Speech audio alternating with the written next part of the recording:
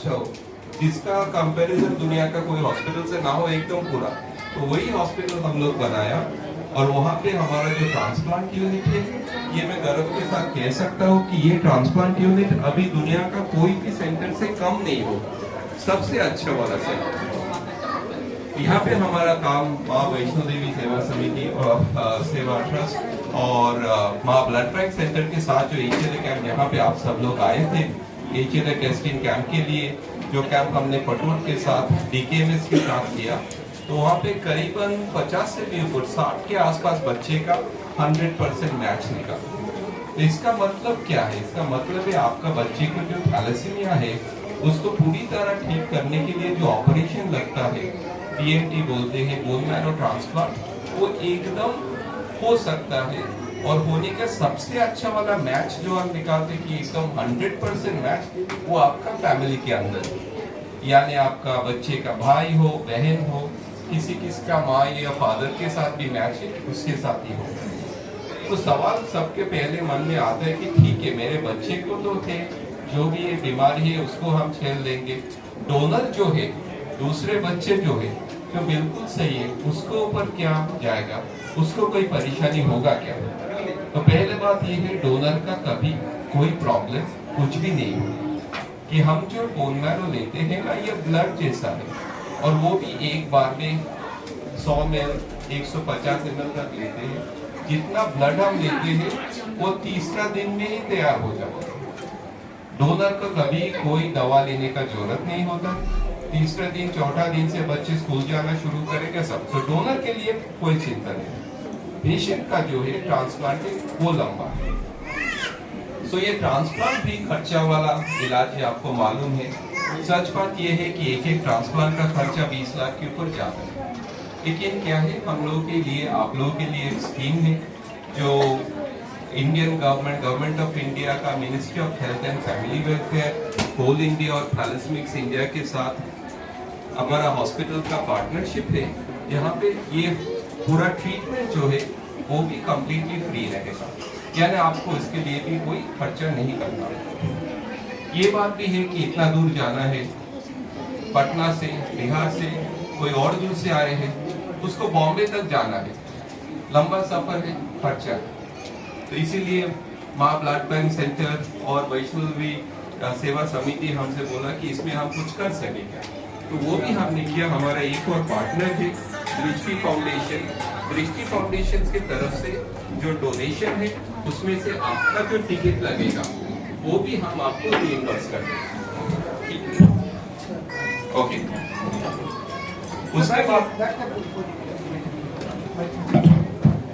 उसके बाद आया कि बॉम्बे में आप लोग बच्चे को लेके आया, तो वहाँ पे रहने का क्या इंतजाम होगा, और ये चीज भी आप लोग भी हमने आपको बताया, तो वी अंडरस्टैंड कि इसमें भी एक प्रॉब्लम है। इसमें भी हमने क्या बॉम्बे में रहने का भी एक जगह हमने आप लोगों के लिए ढूंढ लिया। वहाँ पे भी चाइल्ड हेल्थ फाउंडेशन के साथ एक साथ पार्टनरशिप में एक अलग से मकान है, रूम आपका अलग रहेगा, वहाँ पे रहने का इंतजाम किया। खाने के लिए एक कुक रहेगा जो आपके लिए खाना तैयार करेगा, और एक गाड़ी का बंदोबस्त भी है जो जहाँ पे रहना है वहाँ से हॉस्पिटल आने जाने का। यानी ये सब कुछ आपके लिए एक साथ मिलके हमने आपके लिए किया। कि बस क्यों कि हम यही चाहते हैं कि आपका बच्चे ठीक हो जाए, सही हो जाए, कि एक बार ऑपरेशन हो गया, दवा का जो जरूरत है 1 साल तक चालू रहता, उसके बाद कोई ब्लड नहीं लगता, कोई दवा नहीं लगता, बिल्कुल बराबर नॉर्मल सा जैसा है ना वैसा चालू रहता। तो बहुत पेशेंट को पूछना है, ठीक है आपने ऑपरेशन किया, उसके बाद कितना दिन तक ठीक रहेगा? भगवान करे सब ठीक है तो जिंदगी भर ठीक रहेगा, कुछ नहीं। तो मैं इसके बाद थोड़ा ऑपरेशन के बारे में आपसे बात करूं। ऑपरेशन लंबा है। बच्चे को हॉस्पिटल में बाप माँ के साथ, जो एक कोई आदमी के साथ हॉस्पिटल में करीबन 6, यूजुअली बच्चे के साथ उसका माँ रहती है सेम रूम पे। कोई विजिटर उस टाइम पे अलाउ नहीं है, बच्चे भी बाहर नहीं आ सकते, माँ भी बाहर नहीं आ सकती, दोनों के एक साथ रहना है।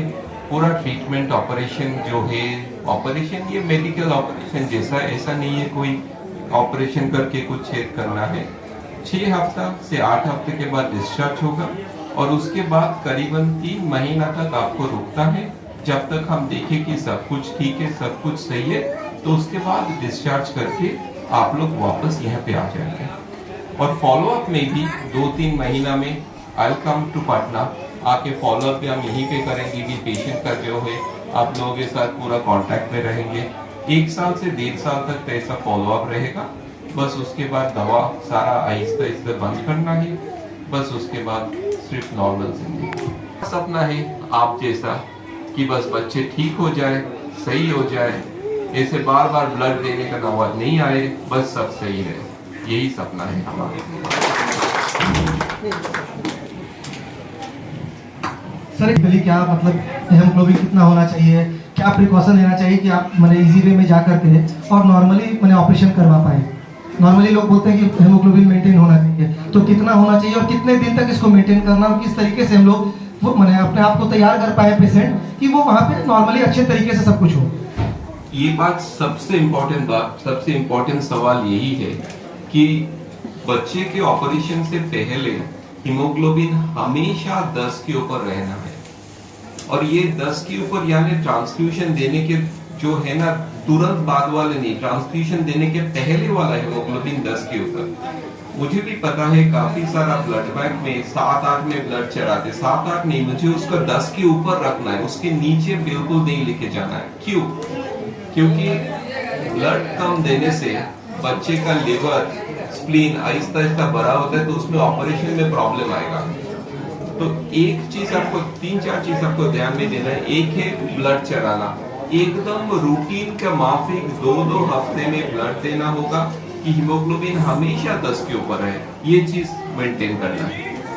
अभिभावक बैठे हुए हैं, कोई भी सवाल है तो बेशक पूछिए, क्योंकि बाद में जाने के बाद शायद नहीं पूछ पाए, आप जरूर पूछिए। कोई सवाल अगर है तो एक-एक हाथ उठा करके माइक लेकर के बात पूछिए। आप पूछना चाहते हैं? पहले से बोल देता हूँ। दूसरा, खाना क्या क्या डाइट दे सकते हैं, और अभी से वो डाइट बिल्कुल आपको बहुत स्ट्रिक्ट में रखना है। यानी जितने सारे चीज में आयरन बढ़ सकता है, ये सारी चीज आपको बिल्कुल नहीं देना है। जैसे कोई भी हम बोलते हैं ना, कोई साग, ग्रीन साग जैसे पालक, मेथी, ये सारा साग नहीं। नॉन वेज में मटन नहीं, कोई फ्रूट्स में जो फल में ये अनार का रस, ऑरेंजेस, ये सारा नहीं, चीकू नहीं, और गुड़, खाने में गुड़ मत देना, गुड़ में भी आयरन बहुत ज्यादा रहता है। मैं जब बच्चे को चेकअप करूंगा, सारे बच्चे को मैं चेकअप आज करने वाला हूँ, उसका मेरा प्रेस्क्रिप्शन के पीछे डाइट में क्या देना नहीं है उसका लिस्ट है, आप वो देख लीजिए प्लीज। 7 पॉइंट से ऊपर रहता है तो नहीं चलाता। वही थोड़ा रिक्वेस्ट करूंगा, आप हमारा पार्टनर है यहाँ पे, लोकल ब्लड बैंक जो है वहाँ पे आपको थोड़ा बात करना है कि फिलहाल अभी इनका बच्चे का ट्रांसप्लांट है, अभी से 10 के ऊपर ही चलाना है, 10 से नीचे नहीं जाने देना। 9 जैसे ही हीमोग्लोबिन 9 पे आया, तुरंत ब्लड चढ़ाना का फेलियर होने का चांसेस बढ़ जाता है। नहीं, 5 पॉइंट पे तो प्रॉब्लम आएगा मेरा। और कोई सवाल? देखिए ये दिक्कत तो आती है, जैसे सर ने भी कहा और सब लोग को यहाँ पे देख ही रहे, हम लोग घर पे काम कर रहे हैं, ये प्रॉब्लम आती है। बच्चे हमारे हैं, लड़ना हमको पड़ेगा। हॉस्पिटल में जाइए, लड़िए, लोकल विधायक है, लोकल पार्षद है, उनको बोलिए कि भाई बच्चे जिन्हें, और ये नियम है, उनको देना है, कोई मेहरबानी नहीं कर रहा है, बस आपको लड़ने की जरूरत है। लोकल हॉस्पिटल से लड़ना होगा, लोकल सरकार से, विधायक जो भी आपके जनप्रतिनिधि हैं, उनको बोलिए कि भैया बोन मैरो ट्रांसप्लांट है, मेरी ये रिक्वायरमेंट है और हमको पूरा कीजिए, और प्रिस्क्रिप्शन में भी ये लिख के देंगे तो उस पर भी ध्यान होगा। कोई और सवाल आप लोगों का? मैं सारा प्रेस्क्रिप्शन में ये चीज लिखा हुआ रहेगा, और चाहे तो मैं अलग से सर्टिफिकेट भी आपको दे दूंगा कि जो भी पेशेंट का है, ये सर्टिफिकेट जाके आपको लोकल ब्लड बैंक में, लोकल हॉस्पिटल में दिखाना है कि ये बच्चे का भी ऑपरेशन है, वहाँ का डॉक्टर ने बोला ऐसा ही करना है, वहाँ पे मेरा फोन नंबर, मेरा कांटेक्ट रहेगा। अगर उनका डॉक्टर को मुझसे कुछ सवाल करना है तो बोलिए, प्लीज आप उनसे फोन करके पूछ लीजिए। यहाँ पे आए हैं, लेकिन कोई बैठा का लोग है जो बहुत भड़काता बोलता क्या कि बनमेरो हो करके शायद ऐसे नौबत आ जाए कि फिर से ब्लड चढ़ाने का समस्या आ जाए, कैसे हो सकता है? ये सवाल, ऑपरेशन जितने भी अच्छे से होना, कभी कभी फेल होता है। क्यों फेल होता है? कि जो बच्चे को हम ऑपरेशन करते हैं, कभी कभी जो सेल्स हम देते हैं भाई या बहन से, उसको वो रिजेक्ट कर देता है। तो ये करीबन अगर हम 100 पेशेंट को ट्रांसप्लांट करें उसमें से 5 से 10 को ये सारा होने का पॉसिबिलिटी है।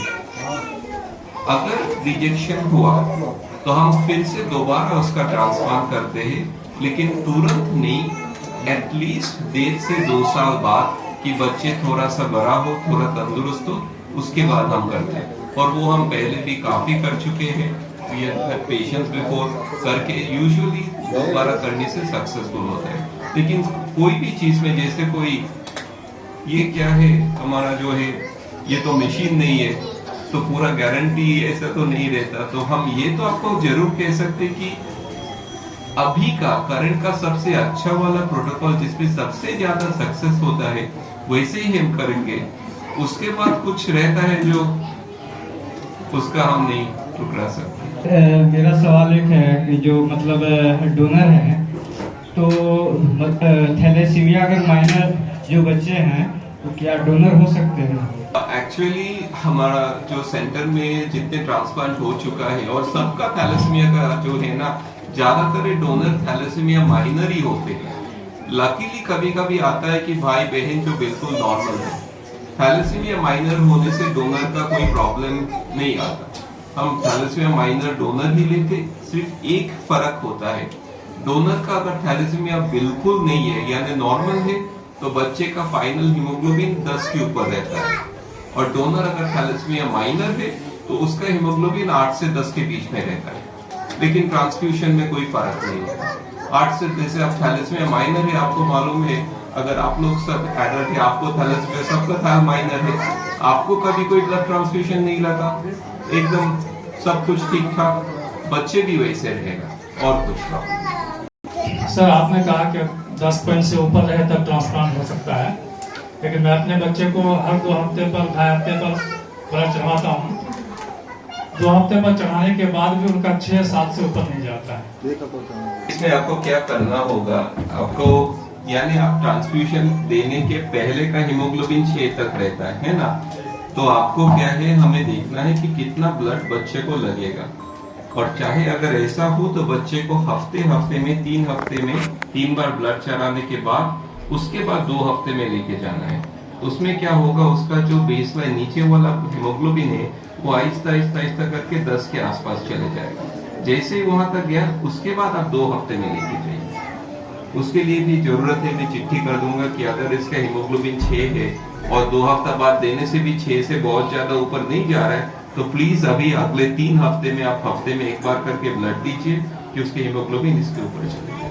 कम होने से ट्रांसप्लांट नहीं हो सकता, लेकिन उसमें प्रॉब्लम ज्यादा आता है। इसीलिए हम तो नहीं चाहेंगे कि कोई भी बच्चे को ट्रांसप्लांट में प्रॉब्लम आए, उसके पहले से अगर उसका कुछ करके ठीक कर सके वो बेटर रहता है। लखनऊ के यूसी से ये वैक्सीन लगवा रहे हैं, 2 वैक्सीन लग चुका है और तीसरा वैक्सीन लगने वाला है। अच्छा। 6-12 को। अच्छा। इसका स्प्लिन बढ़ गया है। नहीं तो स्प्लीन जो बढ़ जाता है ना, स्प्लीन बढ़ना कम करने के लिए हीमोग्लोबिन को 10 के ऊपर रखना है, यही मेन है। कोई दवा से स्प्लीन कम नहीं होता, ब्लड ठीक से देने से स्प्लीन कम होता। दूसरा क्वेश्चन आपने पूछा कि वैक्सीनेशन के बारे में, जो भी वैक्सीन बच्चे को लगता है उतना आप लगा लीजिए, लेकिन उसके बाद ट्रांसप्लांट के बाद हम फिर से उसको वैक्सीनेशन करें, लेकिन उसके पहले अगर आप कंप्लीट कर लेते वैक्सीनेशन तो बेटर है। सर मेरा सवाल था कि कभी कभी ऐसा होता है कि पैक सेल नहीं मिल पाता है, उस केस में हम लोग को होल ब्लड ही चढ़ाना पड़ता है, उस केस में हम क्या कर सकते हैं? जैसे है ये बात सही है कि हम चाहते हैं कि पैक सेल ही बच्चे को मिले, लेकिन क्या है ना, अगर वहाँ ब्लड बैंक में आप थे तो आपको पैक सेल मिलेगा, यहाँ से 100 किलोमीटर दूर में आप थे वहाँ पे नहीं मिलेगा। जो मिलता है आपको वही करना है, लेकिन अगर आप थोड़ा उनसे बता के हीमोग्लोबिन थोड़ा ऊपर मेंटेन कर सके तो मैं खुश हूँ। उतना तक अगर होगा तो सही रहेगा। एक बार जयकारा लगा दे। बोल सच्चे दरबार की।